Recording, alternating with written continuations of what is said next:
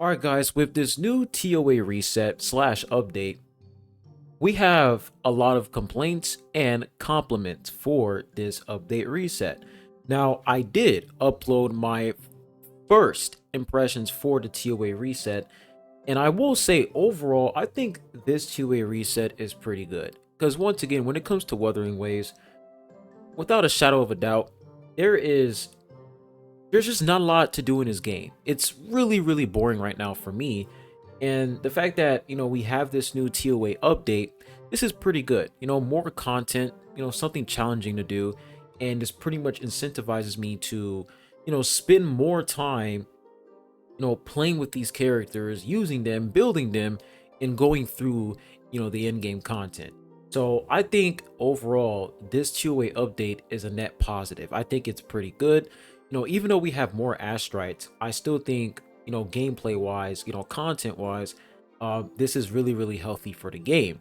Now, one thing that I noticed when it comes to TOA reset, and I just had a discussion with Ethan. Shout out to Ethan, by the way. But me and him, we were in a call and we were talking about this. And I think this is an interesting topic because when it comes to Tower of Adversity, um, we mainly focus on, the buffs. We've mainly focused on the enemies. We focus on resistance. And yeah, that's pretty much it.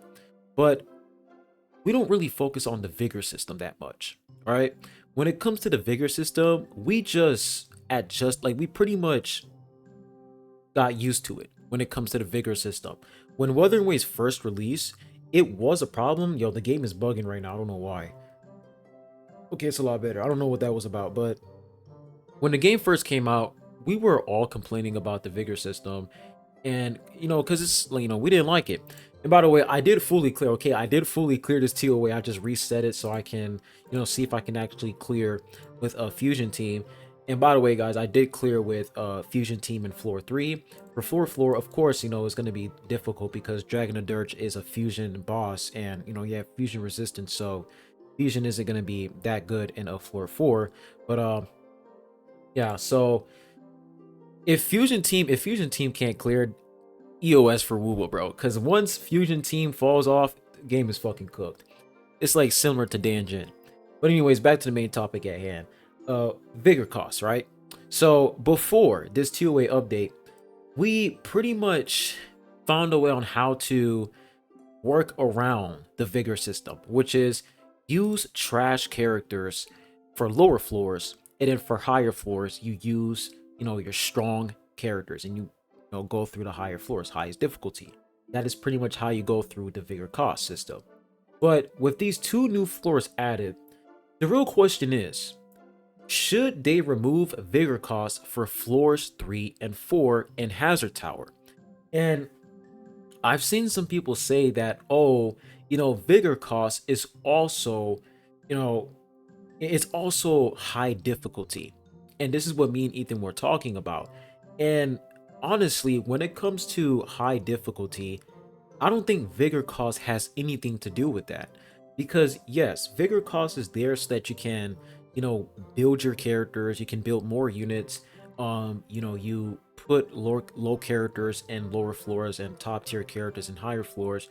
It's like vigor cost is there to pretty much remind you that you can't just, use whichever character you want and just hope that you can go through a TOA and fully clear it. You actually have to think and, be very smart as up to which characters you are using for specific floors.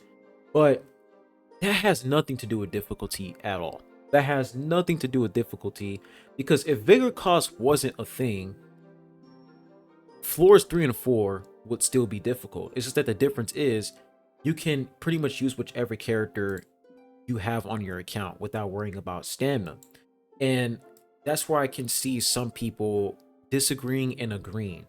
So you guys know, like, okay, for floors 3 and 4, since I use, let's say, Kartethia or Senwa, well, I don't have enough energy to use them in floors 3 and 4.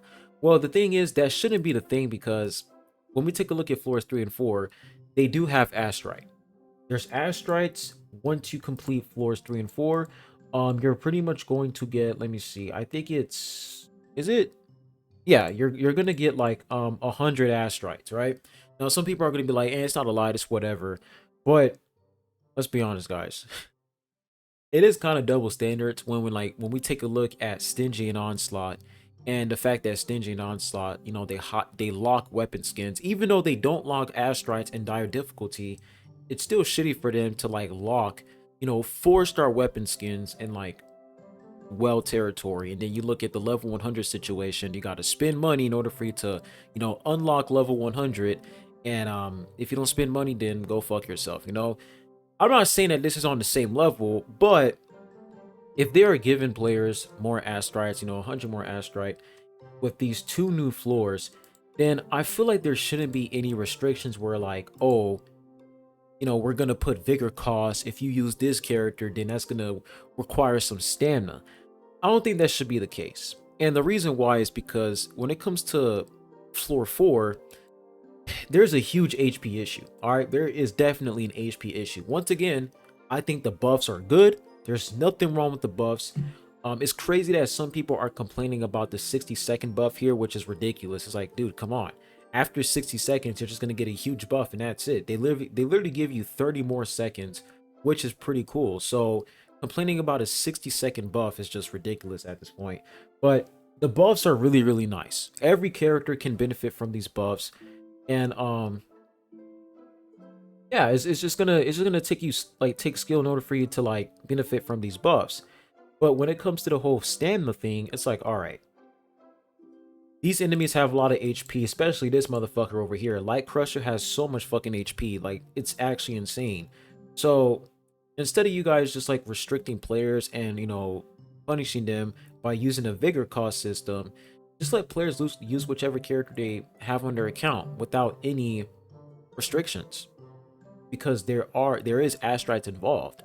So I do feel like if they remove vigor, that can definitely, it's not going to make Hazard Tower a lot easier. It's just going to make it a lot more fun to play. I think that's a better way to put it. It's going to make it a lot more fun to play. Like a lot of people are not going to complain as much when it comes to floors 3 and 4, because you can use whichever character you have on your account, even though you used them multiple times in the side towers. You can still use them in floors 3 and 4 with no restrictions. I think that's good. And seeing how they remove the whole resistance shit in floors 3 and 4, they can do the same thing when it comes to vigor. So honestly, man, I think this is good, right? Floors 3 and 4, more difficulty, gives you something to do, but at the same time, they can't improve it. All right, they can't improve it. This is definitely a step in the right direction. Step in the right direction. You just have to make some tweaks, and that's it. We can just put in the feedback, let them know, and we're good. If they don't want to listen, that's when, okay? If they don't want to listen, that's when we can do our part. I can do my part, make videos, and doom post a fuck out of Kuro if they don't listen to us. That's just how it is, man. So let me know what you guys think in the comment section down below. Do you think vigor costs affects difficulty? All right, let me know. But hope you guys have a good one. I'll be catching you guys on the next one. Adios.